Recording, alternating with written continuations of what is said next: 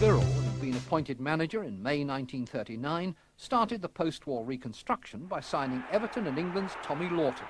In the now well-established club tradition, he paid £11,500 for the best centre-forward to be had.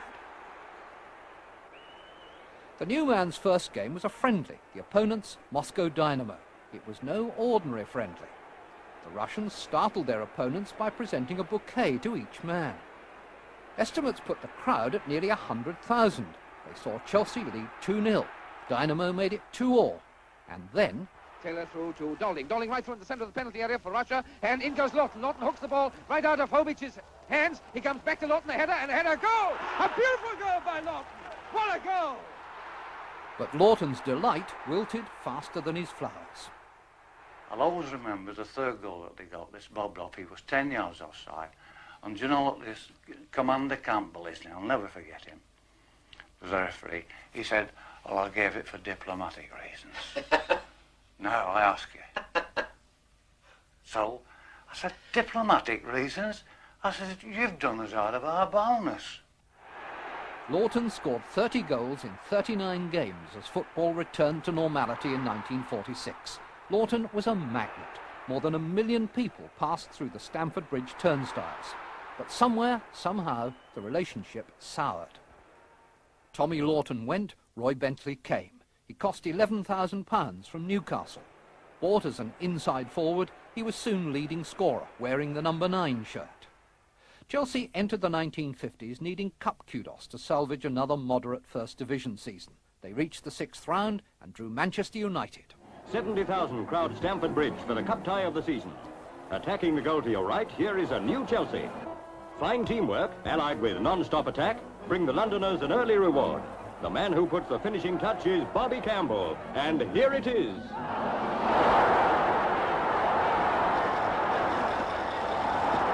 Nothing will go right for the men from Manchester. After throwing everything into the attack, they find their Wembley dreams dashed in a sudden Chelsea breakaway.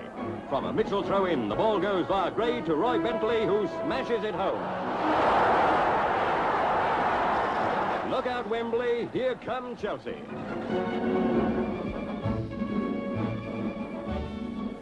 On paper, it looked a cup clash of the century. In action, that's just what it turns out to be. Arsenal attacking the goal to your right, and Chelsea make it a cup semi-final to remember. A Hughes clearance goes upfield, and Bentley takes it from here.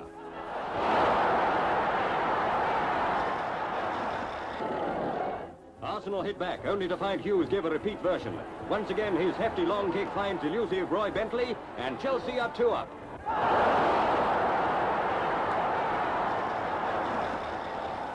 The Cops corner kick does the impossible, dropping smoothly into the net.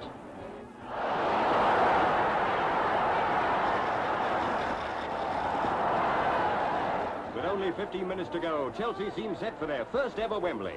But Arsenal have other ideas, as the Gunners throw everything into an all-out assault. It comes off, thanks to the Compton brothers.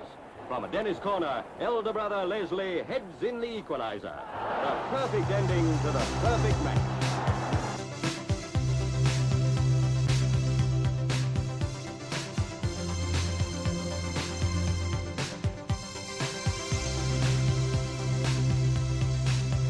In the season between, only the narrowest margin of goal average avoided relegation.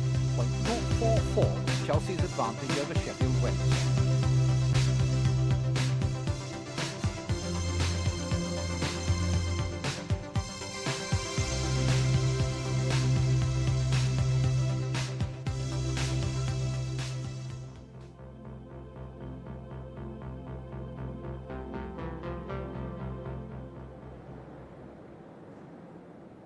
Extensions and improvements kept Stamford Bridge among the elite of British stadia. On the field, glamour and excitement were rarely lacking, but the cupboard remained bare. No cups, no major titles. Enter in 1952 Ted Drake, a new manager with new ideas about how to achieve the old ambitions. As a player with Arsenal, Drake had scaled the peaks. At Chelsea, he didn't intend to linger for long in the foothills. I had a feeling that they were very cup-minded. And I said to the players, I would like to win the cup, of course, but I would dearly love to win the league. And they really gave me the impression they had no chance. Drake tackled the image first. Just as George Roby had begun the music hall link, so the club's hospitality to the pensioners of Chelsea Hospital had also backfired. You don't like that tag, pensioners, do you, Ted? Not really, Max, no. From the affection side, it's quite okay. But from the old music hall joke, no. I think, if I can, I'd like to replace it with something else. The new badge was a lion rampant. Drake's next objective was to make it raw. In his first programme notes, he asked the fans to be not just louder, but more committed, more partisan. I knew that in time I would eventually come to a younger side, because that was always my ambition. And you've got to get the crowd behind youngsters, haven't you? Among managers, the Trilby was giving way to the tracksuit. Drake was one of the first to leave the office for the training ground to put skills on a par with stamina. And there was another policy change. Round the nucleus of his inherited side, Ted recruited not stars, but bargains from less obvious sources. Ron Greenwood, a wartime Chelsea player, signed from Brentford. Peter Sillett, a fullback from Southampton. Stan Wicks, who played under Drake at Reading. Chick Thompson from Clyde to keep goal. Amateur international Derek Saunders from Walthamstow Avenue. John McNichol, aged 27, from 3rd Division Brighton. Seamus O'Connell, another amateur from Bishop Auckland. 18-year-old Frank Blunston from Crewe. Plus Les Stubbs and trainer Jack Oxbury. Ted Drake had warned that he would need 3 years to make a serious bid for the championship. He was patient through 2 modest seasons. 1954-55 began better. In October, Roy Bentley scored his 100th league goal for the Blues. A fortnight later, Manchester United were the visitors. There was another huge crowd, and they were not disappointed, even though Chelsea lost 6-5. Jimmy Thompson phoned up. Would always phone whenever he was going away watching, would always phone for the result. And he phoned through this time, and I said to him, we've gone down to Manchester United 6-5. And I said, Seamus have got 3, just imagine. And before I could say another word, he said, now don't worry at all, Governor, I've got a better player than any of those. And do you know who it was? Jimmy Greaves, our famous schoolboy international. It proved to be possibly one of England's greatest players.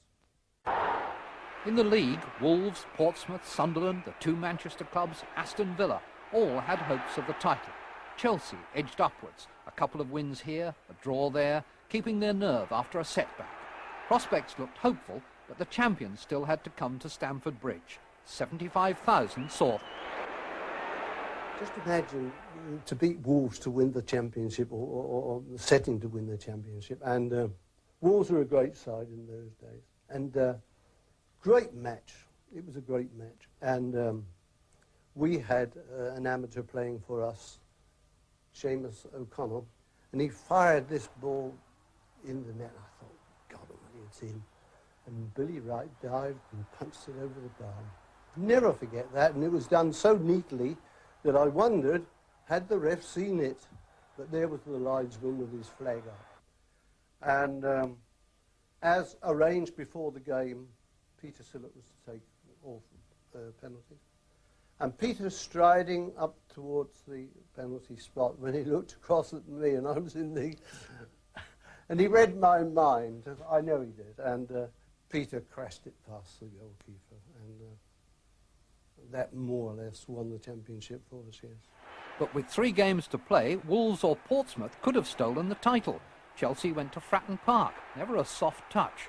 O'Connell couldn't play. He was at Wembley with Bishop Auckland winning the Amateur Cup.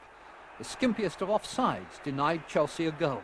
It was 0-0. One win would do it. Sheffield Wednesday came to the Bridge already relegated, a sacrificial offering to celebrate Chelsea's first ever championship in their Jubilee year. Remember those jokes about the pensioners? No more of those now. Watch those boys go. The first one comes from Parsons' head.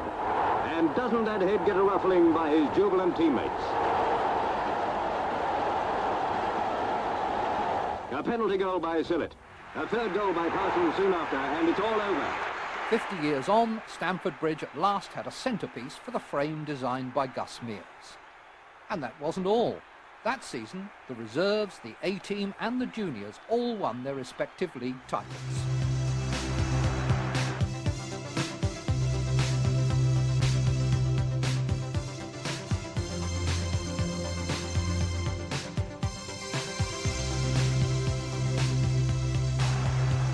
On behalf of the boys, I want to say thank you.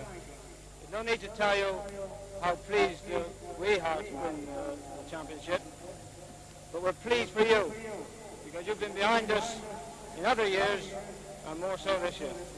So again, from the bottom of our hearts, I say thank you very much.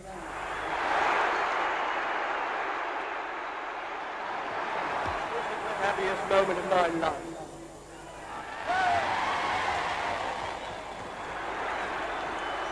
I was asked, would we win the cup? And I thought we might, but I thought we had a great chance of winning the championship even better. I was delighted. I was delighted for everybody, of course, down there. I would have given my right arm to have won something for Chelsea, and I achieved it. I was so pleased for one bunch. Roy Bentley was leading scorer for the 8th successive season. Of all the Chelsea strikers, few were more successful, none more durable. Bentley's boots didn't stay empty for long. A young man from East London, bursting with talent, had been attracting television cameras even before he appeared in the first team. And no wonder. In his last season before signing full professional forms, he scored more than 100 goals. His name was Jimmy Greaves. It first appeared on the programme for a league fixture in August 1957. The game was against Tottenham Hotspur.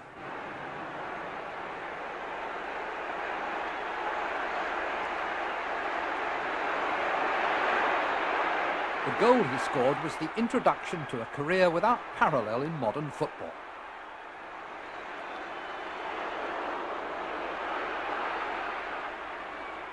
Cross to Greaves. And it's a goal! Yes, Greaves has scored! And so, young Jimmy Greaves keeps up his fantastic record of a goal a game in his Football League career.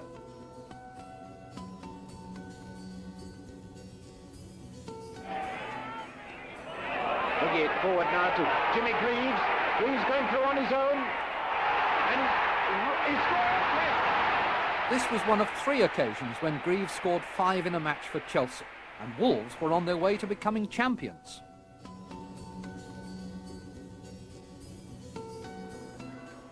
At the age of 18, Greaves had already won his first England caps.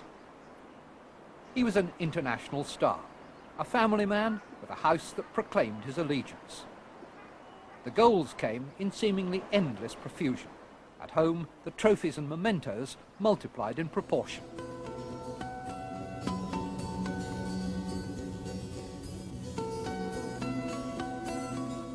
Here come Chelsea on the attack again. Brooks getting it out to Lundstone. Lundstone back to Greaves, who's hanging back very well. It's a chance for a Greaves shot.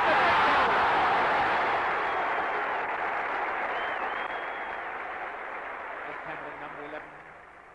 Chelsea boards crowding into the middle as Greaves trying to work into a shooting position. A great goal!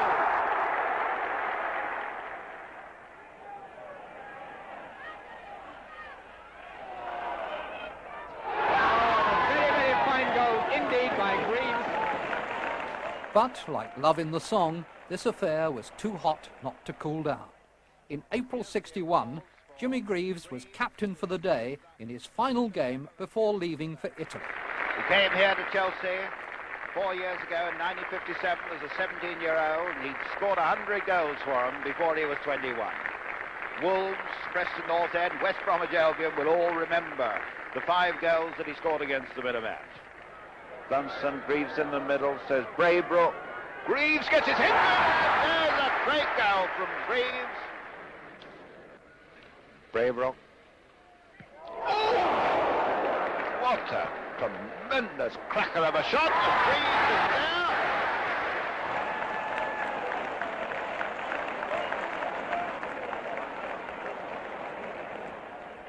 there. Greaves to Blunston.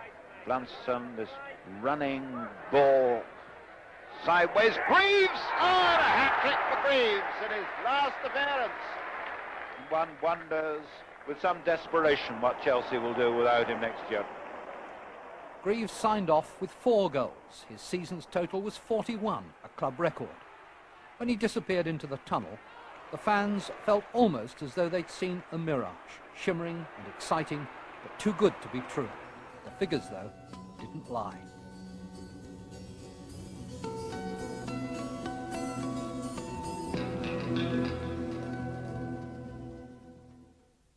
The end of the Greaves era began the end of the Drake era. Ted had become the first man to win the league championship as a player and as a manager.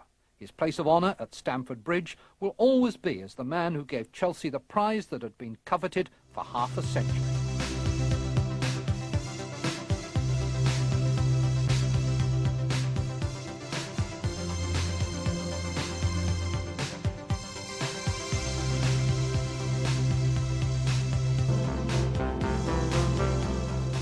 Right lads, we're going to demonstrate the throw-in, so make sure, in practicing this movement, that both your hands are cupped behind the ball, both feet on the ground, behind the line, and the ball must be propelled from behind the head onto the field of play to one of your inside forwards.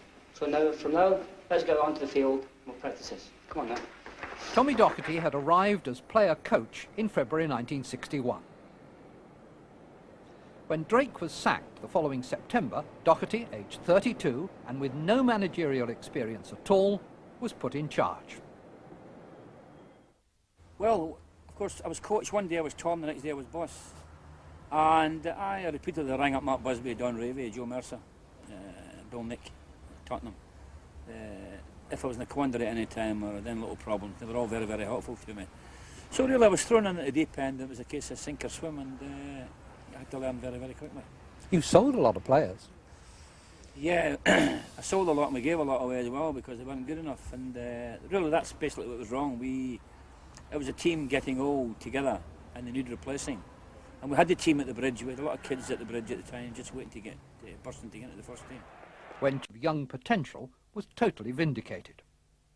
I brought Venables in, Harris of course, and his brother Alan, a lad called Butler, Bert Murray, Barry Bridges, and I realised that I had to get a breath of fresh air into the club by bringing the kids through and give them a chance. But I'd like to emphasise that I didn't bring any of the kids there. Dickie Foss, who was the youth team coach, him and Jimmy Thompson, the scout, they brought them all there, and a lad called Wolf Chitty, who used to scout for us as well. They were responsible for bringing those players out. I was only responsible for giving them the opportunity.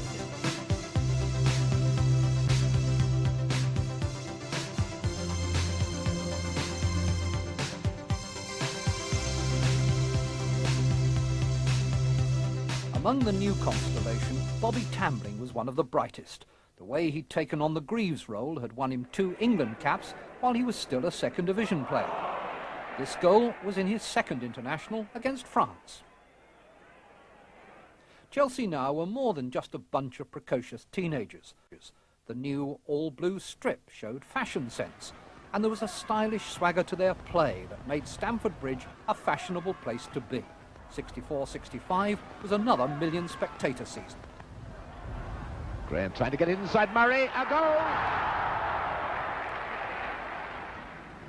Right wing corner, so Knox the outside left to take it.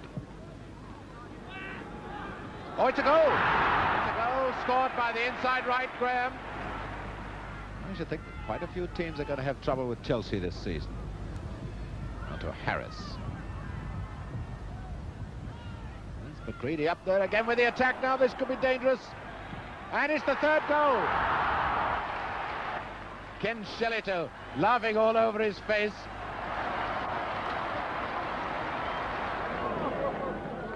Knox again. Graham. And a lovely goal! Scored by Venables. Right off the toe of Bremner. Collins to Venables. With Johansson back in defence. Hunter to Collins. Who could have put his team in trouble, Hollins. And a goal! It was in this season that Chelsea unveiled another smooth-cheeked youngster who was soon to become an idol at the Bridge.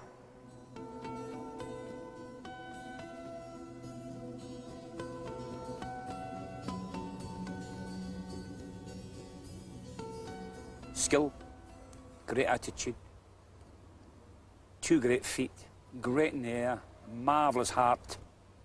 What more is there? Peter Osgood. His debut was in a 5th-round League Cup tie against Workington. He scored twice, then went back to it.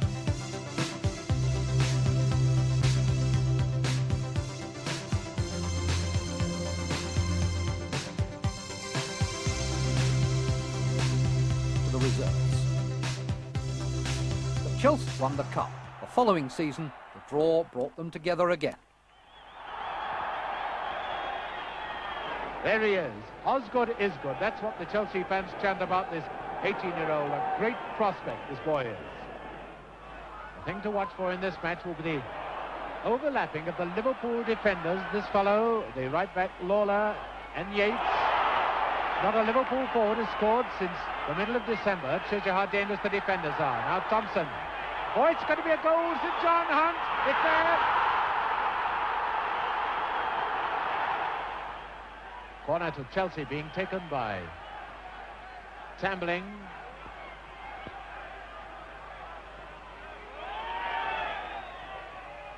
Which is an equaliser, scored by Osgood.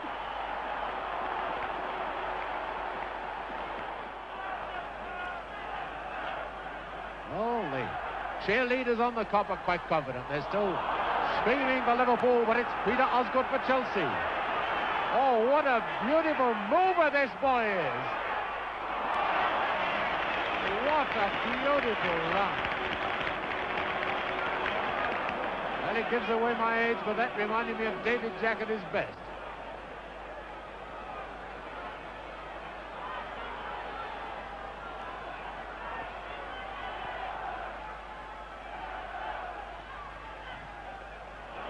So now it's the looking corner, up goes Yates, beautifully taken by Benetti. That's a good clearance. Venables. This is Harris, the right back and captain, to Tambling. Beautiful football by Chelsea. Comes Graham, Been lurking unnoticed on the right. A lovely centre to Tambling, and that's a goal! That was a goal all the way.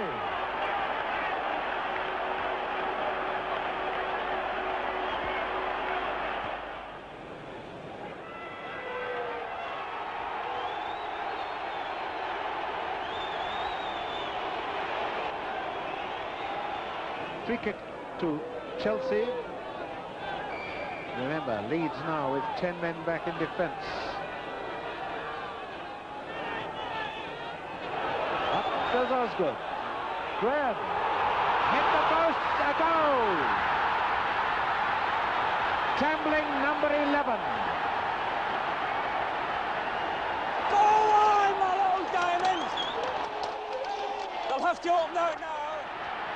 Doherty's Diamonds then trumped Shrewsbury and Hull City on their way to the semi-final. Back again to Villa Park, this time to play Sheffield Wednesday. It was a very, very heavy Villa Park, unfortunately, and it didn't suit our style of football at all. They had big defenders like Vic Mobley was playing, you know, and Jerry Young, and they had a fullback that used to chip a good winger. I forget his name now. But it was a heavy pitch, and it didn't really suit the style of Chelsea Football Club. And a terrific roar greets Chelsea. And Chelsea looking like Inter Milan in blue and black stripes as against the Real Madrid colours of Sheffield Wednesday, all in white. This is Bantham. It's a good one. Ford has scored. A goal. 60 seconds to go. As far as the Wednesday supporters are concerned, it's all over now. And here's Ford. He's got McCalliog in the middle. He's got Pugh in the middle. There's McCalliog. A goal! That is it. McCalliog has scored against his old club. It hurt, but there was balm for bruised pride. Chelsea were still pursuing a European trophy in their second season of Fairs Cup football. Against Roma, Terry Venables put Chelsea ahead.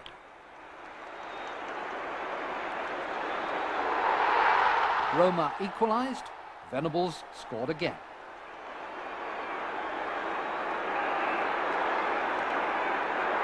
It was a sour tie, but Chelsea reacted positively after Eddie McCready was sent off just before the half hour.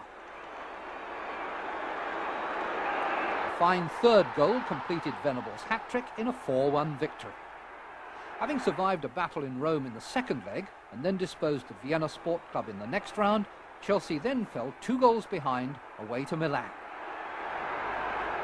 By our watch now, 45 seconds left. Venables.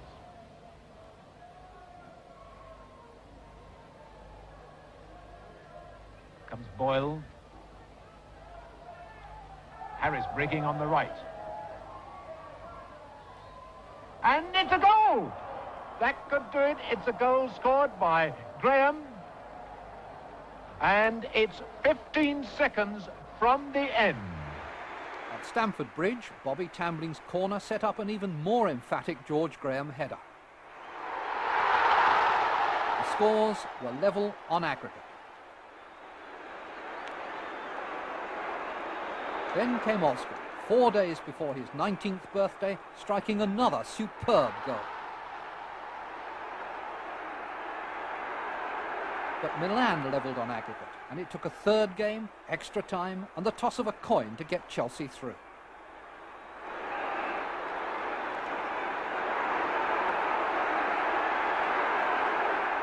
Eventually, they met Barcelona in the semi-final, losing 2-0 in the Nou Camp, although that first leg should have been in London. We were due to play them at the Bridge, and we had 2 or 3 injuries and 2 very good players, and it was raining, but not that heavy, and I arranged for the fire brigade to come in the night before and flood at the pitch even more. And the referee came to examine the pitch with his Wellingtons on, and he says the pitch was unplayable, but none of them could fathom out where the rain came from during the night, but I'd arranged that with the local fire brigade.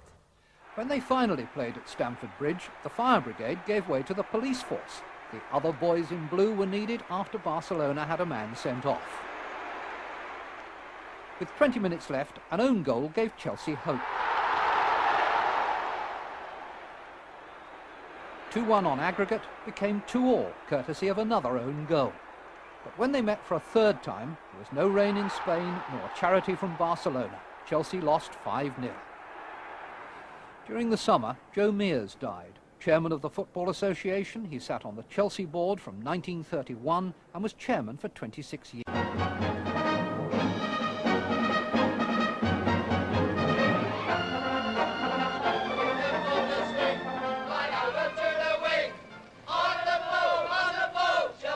Chelsea's first cup final for over 50 years and their first ever final at Wembley. It's also the first final between two clubs from London. Spurs in white, Chelsea in blue. Dave Mackay of Spurs, Ron Harris of Chelsea, and referee Mr. Dagnall from Lancashire. No score until less than a minute before the interval. And here comes goal number 1 for Spurs. Mullery's shot rebounds to Jimmy Robertson.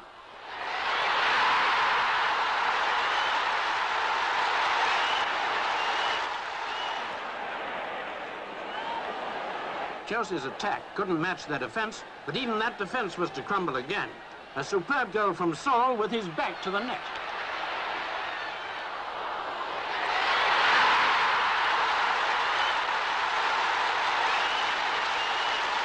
Two goals down, Chelsea's John Hollins proves that they're not down and out.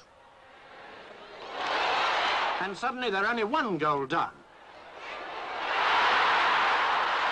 A dramatic score by Bobby Tambling, but Spurs held them off and held on to a record only achieved once before. 5 times cup finalists, 5 times victorious. Chelsea's hopes deflated like a balloon. In October 1967, Tommy Docherty left, typically in controversial fashion. Wherever he went in football, he generated a new dynamism, an element of flair on the field, and a feeling that any day something unforgettable might occur. Chelsea was no exception. With a little luck, he would have given them the FA Cup as well.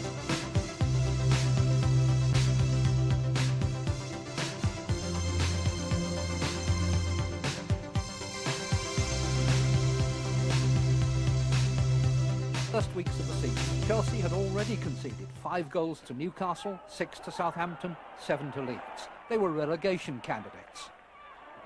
Sexton's return wrought no miracles overnight, but at least Osgood was back and scoring. I put on 2 stone in weight, which didn't help, obviously, just sitting around. And unfortunately, I could never lose that weight. So it was a big disappointment to me because I honestly don't think I ever got back to that sort of style of play I used to play then. But recalling the goals he did score simply begs the question, how good might he have been? Osgood. What a good goal!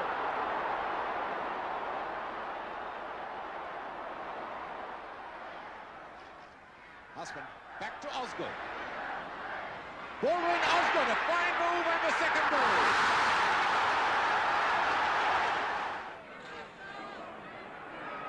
Webb. That's 2-1.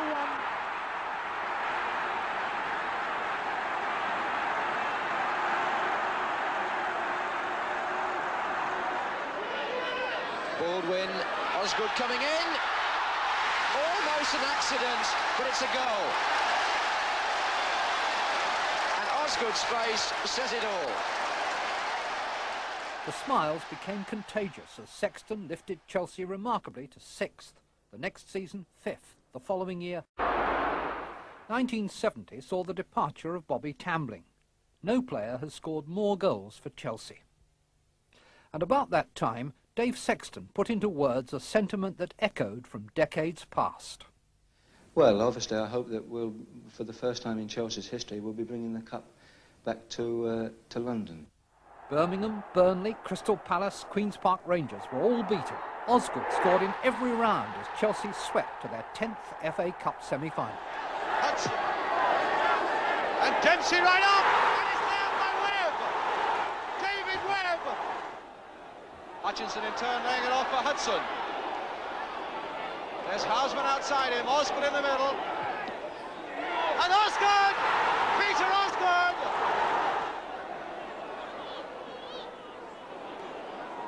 Still he goes, he's got a pretty tough left foot as Houseman. Still he goes on, and a goal by Houseman! Hudson again, oh, through his legs. And now to Osgood. Hutchinson. Still Hutchinson. There he goes, number 4.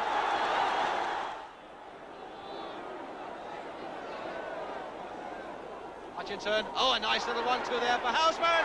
There it is, number 5.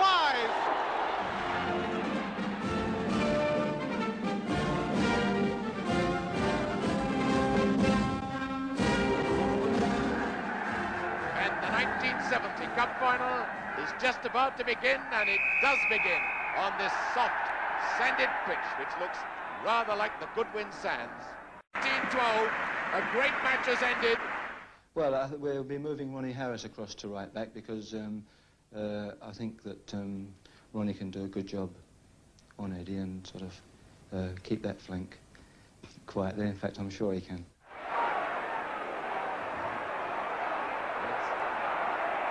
This is Gray. Jojo, oh, what a great save by Benetti. Oh, tremendous save by Benetti. Maitland. Jones. And Benetti is hurt.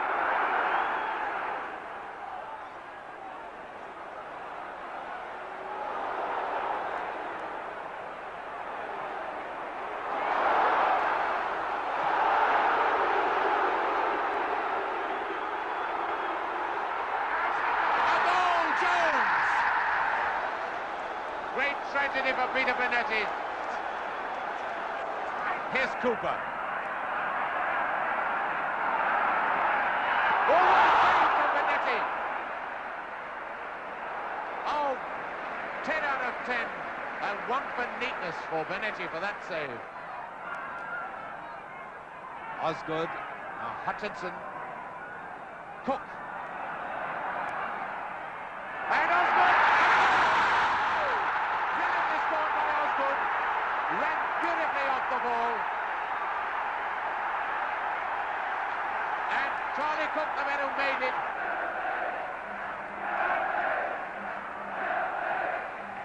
And Hutchinson building up the position for one of his famous long runs near to the penalty box, and up go Dempsey and Webb as Hutchinson prepares to take the throw.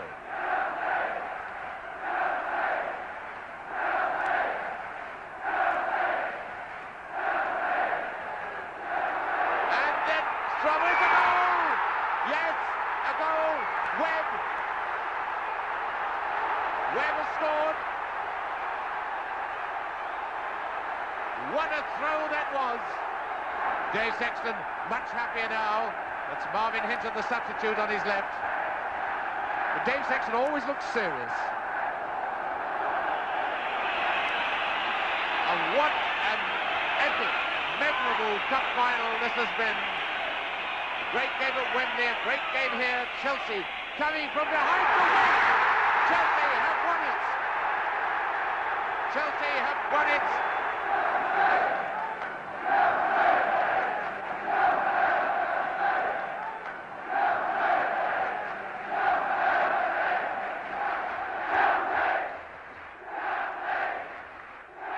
After 65 years, the cup was won at last. Where others had come so close and failed, Sexton had succeeded. The one time I knew that Chelsea was going to win the FA Cup, you know, you just had a feeling that we were definitely going to win it, was about, I think it was when 20 minutes to go when Dave Webb scored the goal. It was the first time I saw the Leeds players be behind in the ties we'd had. At Wembley they went in front twice, we came back twice. They went in front again at Old Trafford. And when we went in front, they laid down. They couldn't match us. They said, we can't beat this squad. London Southwest 6, a focal point of the swinging 60s, staged an old-fashioned knees-up. Next season, the cup winners were back in Europe with a new £100,000 signing in the squad, Keith Weller from Millwall. Beautiful ball, Weller!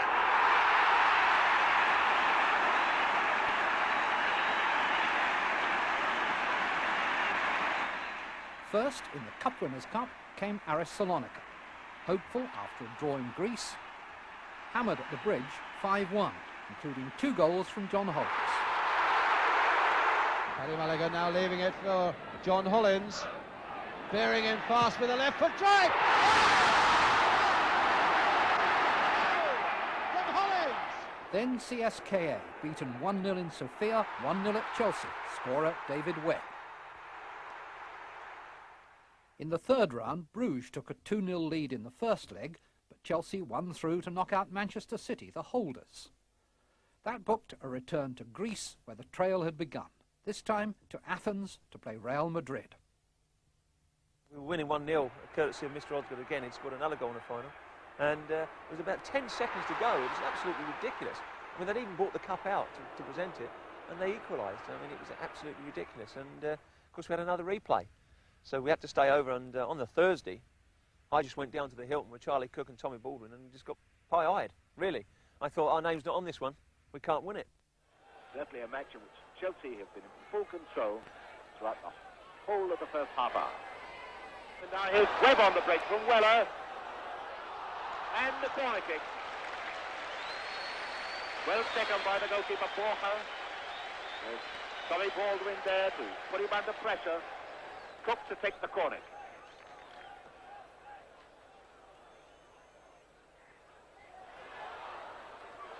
And Dempsey has scored.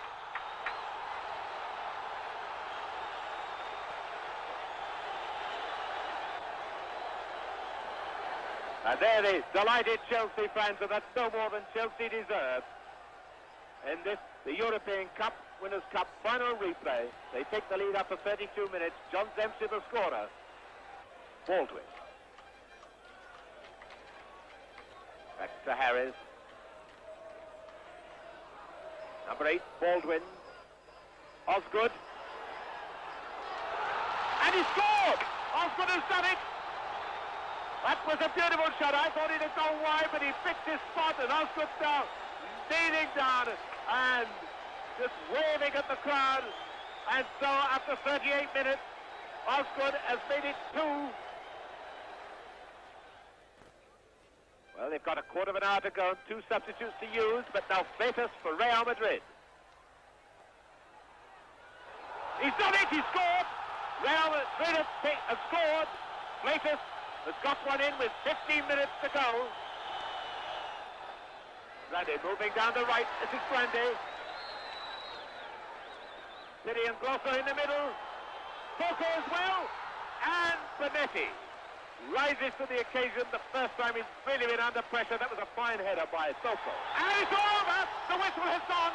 Chelsea have won the European Cup Winners' Cup for the first time in the club's history.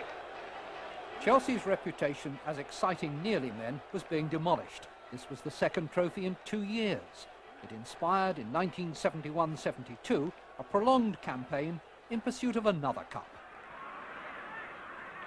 Hollins. Osgood had never stopped going. And he's got it in, and it's given. Harsman again to take it.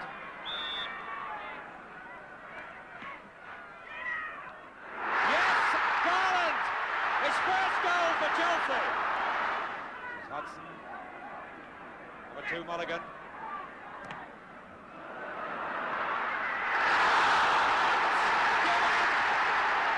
A penalty. John Hollins to take it. 4.5 minutes left. 2 goals each. 3-2. A 5-4 aggregate after 2 legs took Chelsea to their second League Cup final, by now a Wembley showpiece. They met Stoke City. Peter Dobing then with the throw for Stoke City. Smith is right up at the near post for Stoke.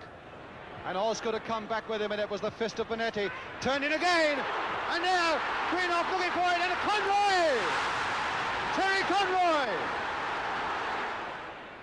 The little chip there again towards Webb, and Osgood, and Webb won't get a shot in, will he? Osgood on the ground, and he's done it, Osgood! While he was on the ground, he's got the equaliser. The first goal, Osgood never scored it.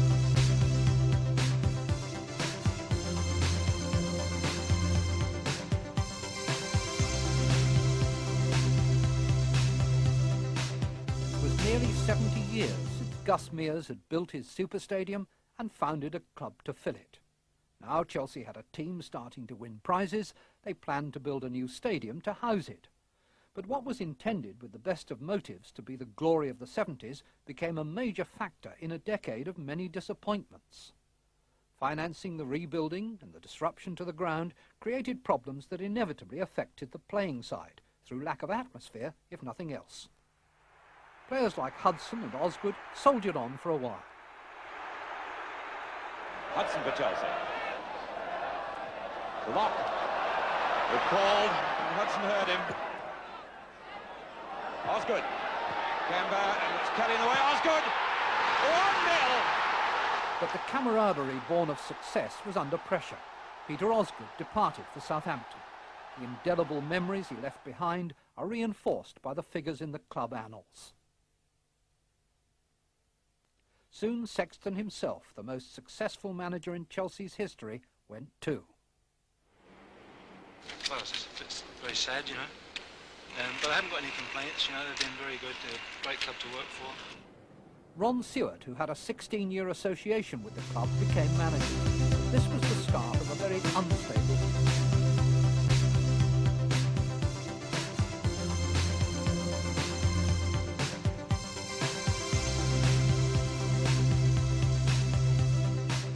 It wasn't, though, a time of unbroken gloom.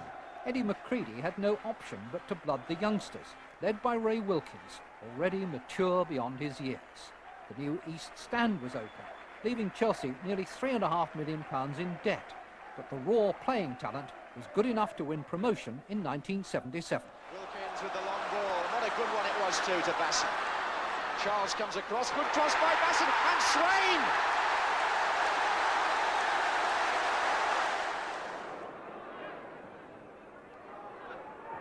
On by Wilkes. And Williston scores!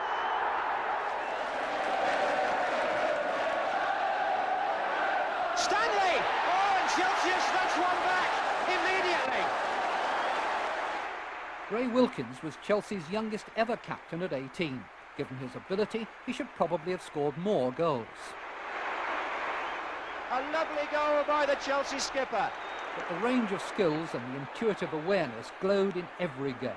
Somehow, though, the promise of this generation suffered in the general blight of the 70s. The end of the decade saw the final appearances of two loyal and much-admired servants. Peter Bonetti had kept goal in 729 senior games. Not for nothing was he called the Cat. Peters. Oh, what a game Bonetti has played. And after 19 seasons, during which he set a club record of 795 appearances, Ron Harris departed. He didn't often trouble goalkeepers, but when he left, forwards all over the country rested a little easier.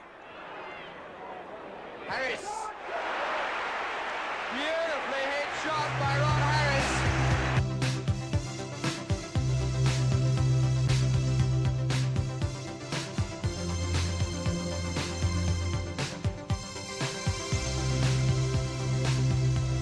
Chairman, Ken Bates, a man prepared to put his money where his mouth was, and never reticent about putting his mouth where his money was. A man who was going to make Chelsea noticed again, but wasn't prepared to put them through the bankruptcy court to do it. Well, to start with, it wasn't a football club, it was a social club, with a bit of football played on Saturdays occasionally. It wasn't run as a business.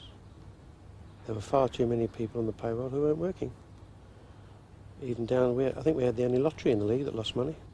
While the chairman made sure the club didn't go bust, the manager was having a hard time keeping the team afloat. It was a partnership with a common ambition, but their first season together tested it to the limit. Following a draw at Craven Cottage in April, Chelsea took only 3 points from the next 6 games. And in fact, from the Easter onward, we'll be saying as soon as we're safe, we'll put the kids in and blood the kids and give them a chance.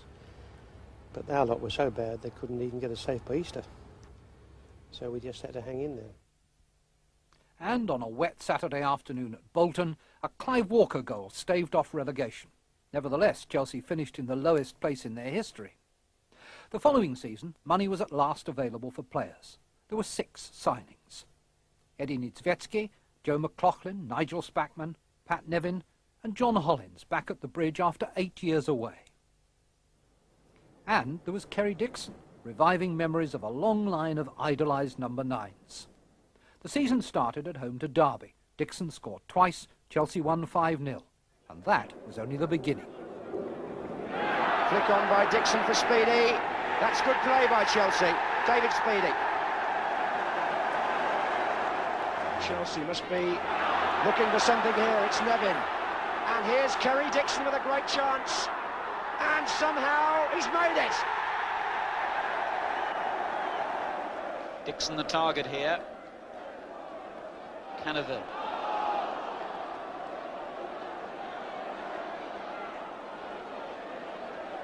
Oh yes, Speedy.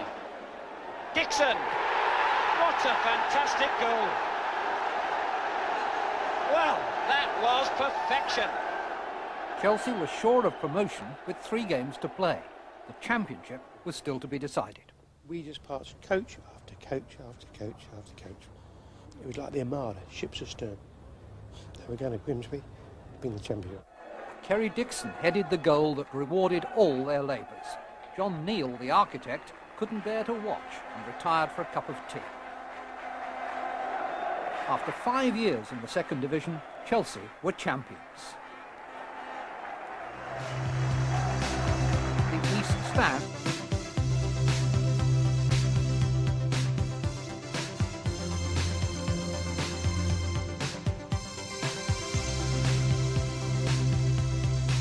following season, his scoring feats lent distinction to a little considered competition. Chelsea won the 9-goal final of the full Members' Cup. Still Chelsea in possession with McAllister, looking for Nevin, far side, away, not very far, another chance for Speedy!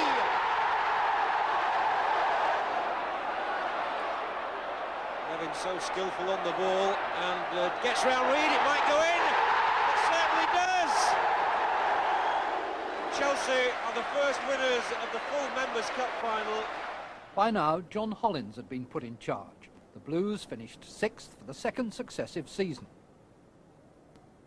But the man who'd been such a favourite as a player couldn't carry the fans with him as a manager. Discontent on the terraces became hysteria in the headlines. Bobby Campbell took over with Chelsea heading for the relegation playoffs. 22nd, the visitors to Stamford Bridge, Leeds United. One more win would seal promotion. Once again, the old rivals met in a game of more than ordinary significance. Dixon will keep it in. No, Blake's been pulled wide. Kerry Dixon, the turn by Wilson. Bumstead, Chelsea are ahead. John Bumstead, their longest serving player. 1-0 guaranteed promotion. Manchester City's defeat at Main Road the same day meant that Chelsea were champions too. They took delivery of the trophy at the end of the final home game.